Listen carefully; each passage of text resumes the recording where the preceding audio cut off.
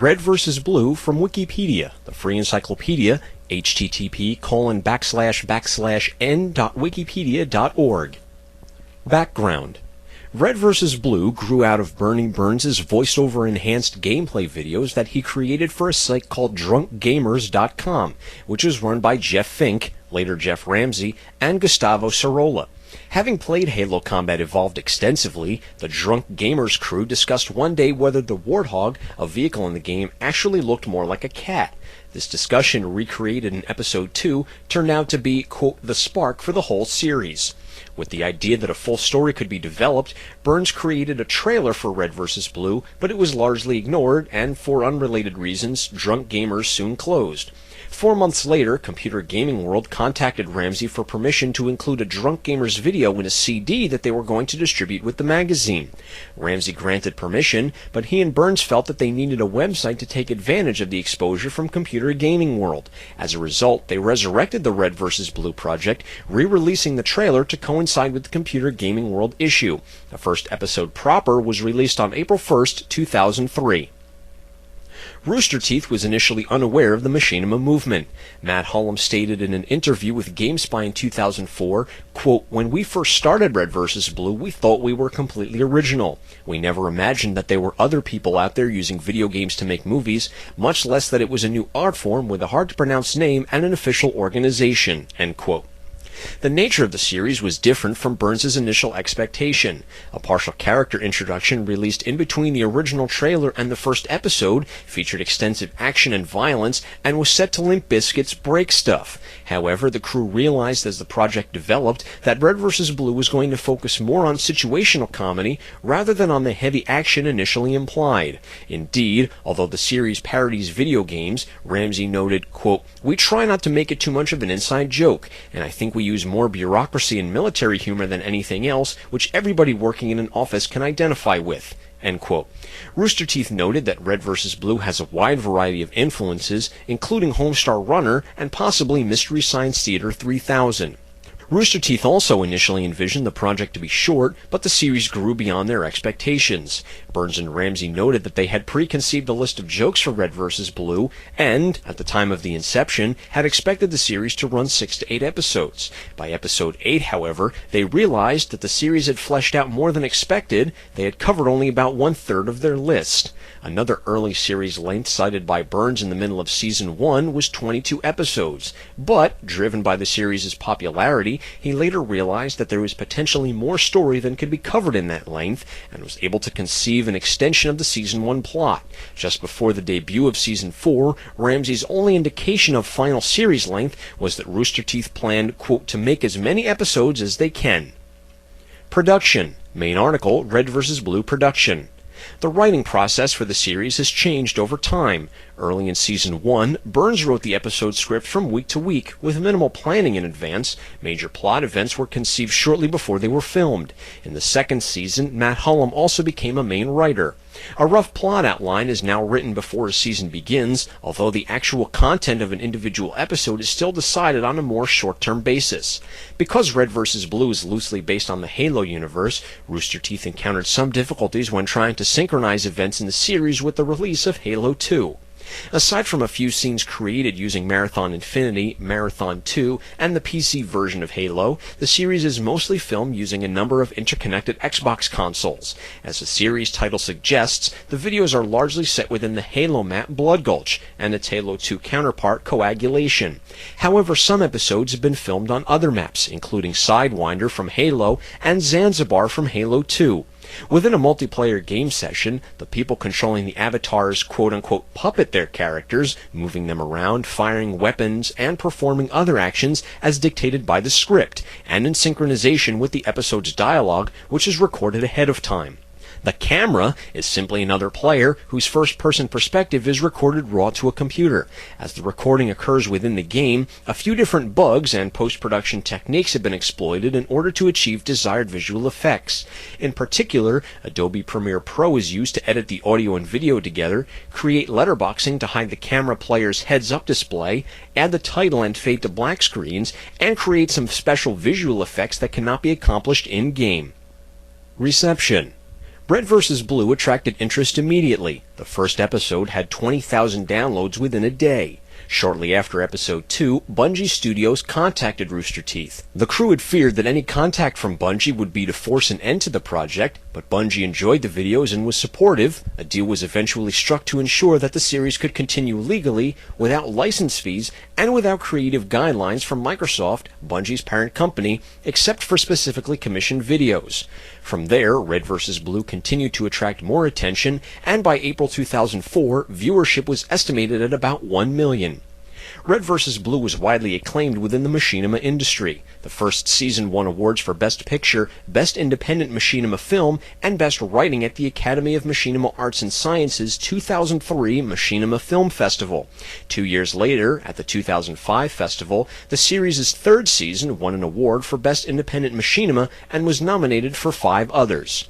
Among film critics, the response was generally positive. Darren Waters of BBC News Online called Red vs. Blue quote-unquote riotously funny and quote reminiscent of the anarchaic energy of South Park. Reviewing the 3-season DVDs for Cinema Strikes Back, Charlie Prince wrote, quote, Red vs. Blue is hysterical, in large part because all the characters are morons, and so the seemingly intense conflict with the opposing base doesn't exactly work the way you'd think it would. End quote. However, Ed Halter of The Village Voice dismissed the humor as shallow, describing the first season as, quote, Clerks meets Star Wars. Graham Leggett, then Director of Communications of Lincoln Center's Film Society, indirectly countered this criticism by arguing, quote, the literary analog is absurdist drama.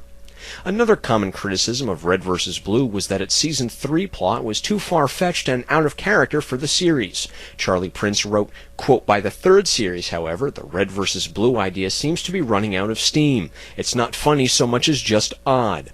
Writing for the Honolulu Star-Bulletin, Wilma Jandock agreed that the first part of, quote, Season 3 throws the teams into a ridiculous situation and has limited memory interactions, leading to a lack of witty dialogue.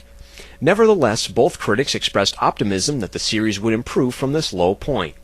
Outside the machinima and film community, Red vs. Blue has also attracted positive attention.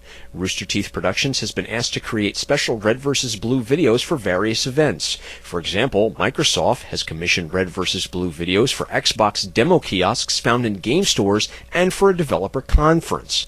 Additionally, the Bare Naked Ladies also commissioned videos for their concerts. Other videos have been specifically created for gaming magazines, including Electronic Gaming Monthly and Computer Gaming World, gaming conventions, including E3 and the Penny Arcade Expo, and the Sundance Film Festival. Red vs. Blue has also received praise from soldiers stationed in the Middle East. In August 2005, Michael Burns wrote, quote, whenever someone tells me that they are in the military and they watch Red vs. Blue, I half expect to be put in a chokehold for having such goofy characters playing soldiers. Instead, I get endless tales about how Sarge reminds them of their CO, or how the guy in their platoon that aims the 20-megaton artillery is just like Caboose. An August 2005 blog entry by Kimi Matsuzaki displays photographs of soldiers holding various weapons, as well as copies of the first and second season Red vs. Blue DVDs. Jeff Ramsey later stated in an interview, quote, we get a lot of merchandise and DVDs out to Iraq and get a lot of great emails back. Impact on the machinima movement. Red vs. Blue is credited with attracting public attention to the art form of machinima, which existed as a mostly underground form of filmmaking with limited notice, and only within the computer and video games industry, up until Red vs. Blue's release. It also allowed for the machinima medium to expand without fear of legal persecution.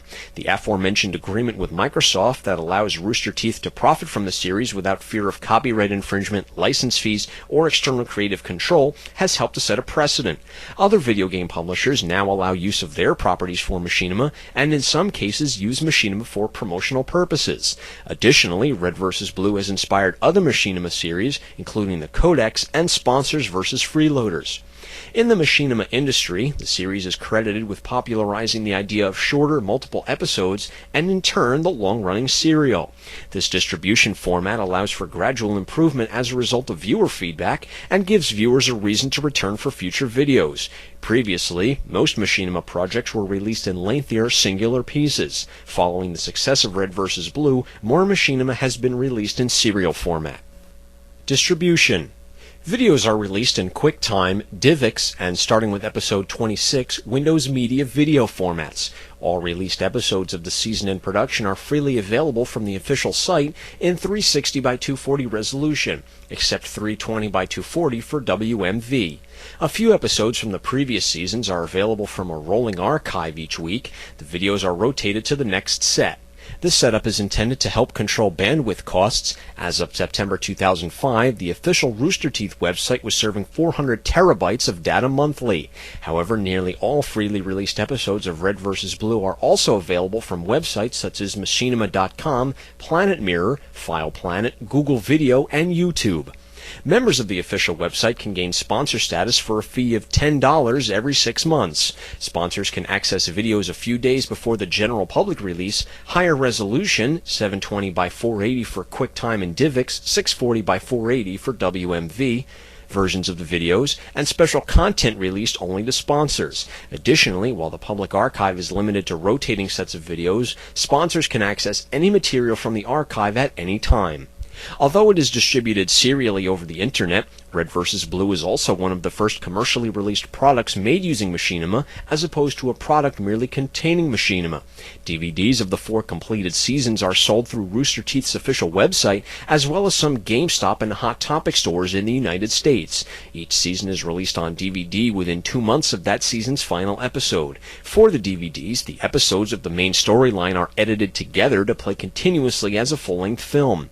Because the episodes as individually released often contain dialogue that continues into or past the fade to black at the end of the video, Rooster Teeth either removes that dialogue entirely or films extra footage to replace the original fade to black. Additionally, a third version of the season is further edited for time for showing at the Lincoln Center and at other film festivals. In a 2005 interview, Burns noted that the first season, normally 75 minutes in length, was cut to 55 minutes for these venues with an entire episode omitted.